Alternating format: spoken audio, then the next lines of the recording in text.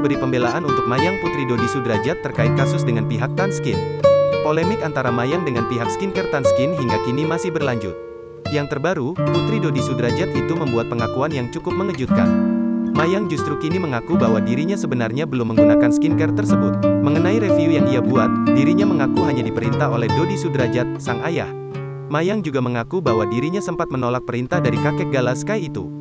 Dari awal sebenarnya yang nyuruh aku review itu Dedi, ujar Mayang dikutip tribunstyle.com dari Tribun News, Kamis, tanggal 9 Juni tahun 2022.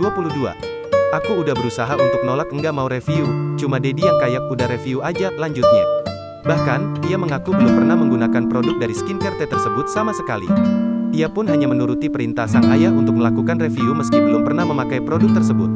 Sebenarnya belum pakai produk, baru mau coba, cuma kata Dedi langsung review aja. Aku kan karena enggak enak hati juga sama Dedi, ya sudah aku ikutin aja mau Dedi, sambungnya. Baru mau coba, cuma kata Dedi langsung review aja, iya kan aku karena enggak enak hati sama Dedi jadi ya udah jadi aku ikutin aja kemauan Dedi, jelasnya. Sementara itu di lain sisi, Puput selaku mantan ibu sambung dari Mayang kini buka suara mengomentari kasus Mayang. Puput dengan tegas meyakini jika apa yang terjadi dengan Mayang sepenuhnya bukan salah adik dari Vanessa Angel tersebut. Puput bahkan mengaku jika dirinya mengenal baik sosok Mayang sebagai putri sambungnya yang tak mungkin berbuat seperti itu. Bahkan mantan istri dari Dodi Sudrajat ini berharap jika apa yang dilakukan Mayang hanya sekedar settingan.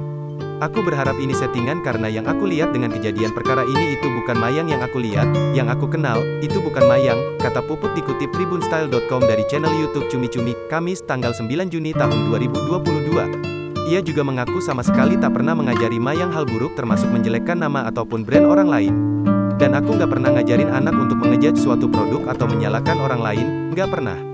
Berharap banget ini settingan karena itu bukan Mayang. Mayang gak begitu, ungkap Puput.